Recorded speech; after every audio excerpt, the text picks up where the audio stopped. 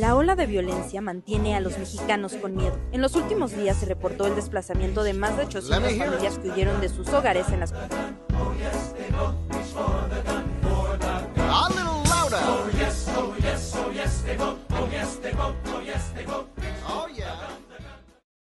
En la actualidad, México como país se encuentra enfrentando altos niveles de violencia, desde el crimen organizado hasta la violencia cotidiana en barrios, escuelas y hogares. Su impacto va más allá de cifras o homicidios. Afecta la seguridad, la economía, la salud mental y la confianza entre las personas. Muchas familias viven con miedo, comunidades enteras han perdido espacios públicos y el desarrollo social se ve frenado por la inseguridad constante. Lo preocupante se refleja en cómo esta violencia se ha ido normalizando en la sociedad. A nivel general, es común que las noticias de balaceras, desapariciones o extorsiones ya no generen la misma reacción de alerta que hace años. Se habla de ellas como parte del día a día, casi como si fueran inevitables. Incluso en niveles escolares, laborales o vecinales, el uso de agresiones verbales, el acoso o la intimidación se aceptan o minimizan como cosas normales, en vez de confrontarse. Esta normalización hace que se pierda sensibilidad ante el problema y que sea más difícil generar cambios. La realización de este documental va a abordar precisamente eso, cómo la violencia se ha mantenido visible en distintos espacios de México, qué efectos tiene en las personas y en el tejido social, y por qué se ha vuelto tan común ante nuestros ojos. La idea es abrir una conversación honesta que ayude a entender el problema y a pensar en formas de reconstruir la convivencia y la seguridad desde lo más cercano. Ahora vamos a analizar esta problemática desde el positivismo lógico, relacionándolo con Maurice Lick y el Círculo de Viena. Esta corriente plantea que solo puede considerarse conocimiento válido aquello que puede comprobarse científicamente mediante datos, observación o evidencia. Primero, los tipos de violencia que existen. Esto puede estudiarse y clasificarse como violencia física, psicológica, económica, verbal o estructural. También puede comprobarse la frecuencia de los hechos mediante estadísticas, registros oficiales y reportes de seguridad. Y además se pueden analizar los efectos en la convivencia, como el miedo social, la pérdida de confianza entre las personas o el abandono de espacios públicos.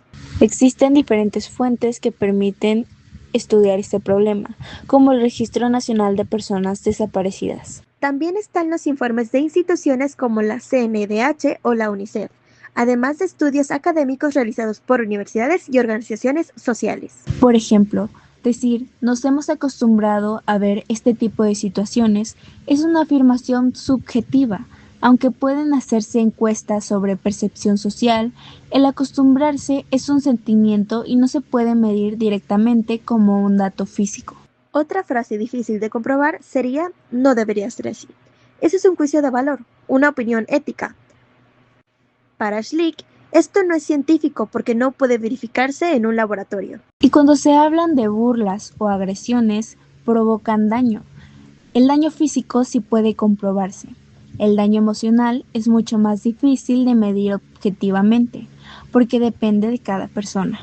Ahora vamos a ver esto desde el existencialismo agnóstico de Albert Camus, es decir, desde una postura que no cree que haya una explicación divina ni un sentido escondido detrás de la violencia. Solo estamos nosotros, con el miedo y con la libertad de decidir. En México, una de las formas más duras de violencia son las desapariciones. Actualmente hay más de 133,000 personas desaparecidas y se estima que desaparece una persona aproximadamente cada media hora, es decir, unas 40 personas al día. Frente a esto, la gente tiene que decidir si se acostumbra o si hace algo. La gente tiene que decidir todos los días si se queda callada, si denuncia, si ayuda o si solo mira hacia otro lado. Las madres buscadoras deciden seguir buscando aunque sea peligroso y aunque no tengan resultados seguros. Hay mucho miedo. Miedo a desaparecer, a que desaparezca un familiar o a meterse en problemas. Pero también hay libertad porque cada persona elige cómo actuar frente a esta situación. Existe presión social de quienes dicen frases como mejor no te metas o así es México. Y también hay una búsqueda de sentido. La gente se pregunta por qué pasa esto. Desde el agnosticismo, no existe una respuesta divina, así que cada quien tiene que encontrar su propio significado a la vida, incluso en medio de la violencia. Muchas personas la enfrentan sin rendirse, aunque no existan garantías. Las madres buscadoras recorren fosas, forman colectivos y exigen justicia. No necesitan creer en una solución mágica para actuar. Como diría Albert Camus, aunque la roca siempre vuelve a caer, la dignidad está en seguir empujándola. Así enfrentamos la violencia en México, sabiendo que no hay respuestas fáciles, pero decidiendo no normalizarla, o al menos intentando resistirnos a hacerlo. El día de hoy hablaremos de un país que parece correr constantemente contra sus propios demonios. Surge una figura que ha logrado aterrorizar distintos estados de México, las bandas criminales, que buscan expandirse constantemente y atacar no solo a pequeños territorios, sino también a grandes ciudades. Como mencionábamos anteriormente, vivimos en un país que parece correr constantemente contra sus propios demonios. Lo que antes nos aterraba, hoy es parte del paisaje. Pero, ¿por qué hemos dejado de reaccionar? Desde la filosofía marxista, nada ocurre por azar. La violencia en México no es solo maldad, es también un producto del sistema.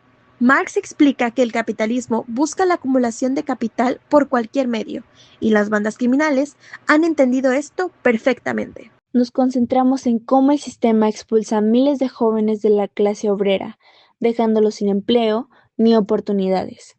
Muchos terminan convirtiéndose en el ejército que las bandas reclutan para proteger sus intereses económicos. En este mercado negro, la vida pierde su valor humano y se convierte en un simple valor de cambio.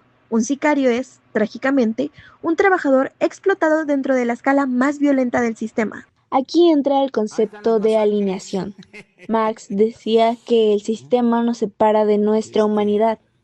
En México, nos hemos allenado tanto que la violencia se ha vuelto un proceso normal, algo de lo que incluso llegamos a burlarnos. Es una especie de anestesia social.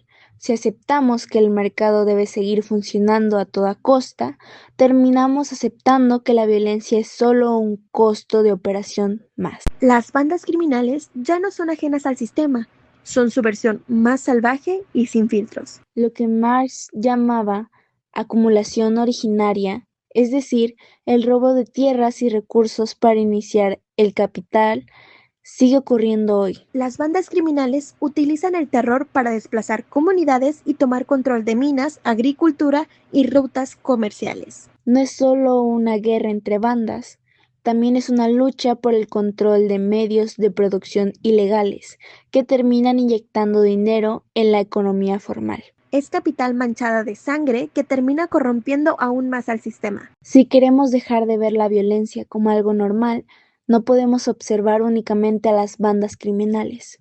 También debemos analizar el sistema que las alimenta. Mientras existan clases sociales marcadas por la desigualdad, la explotación y la falta de oportunidades, la maquinaria de la violencia seguirá girando.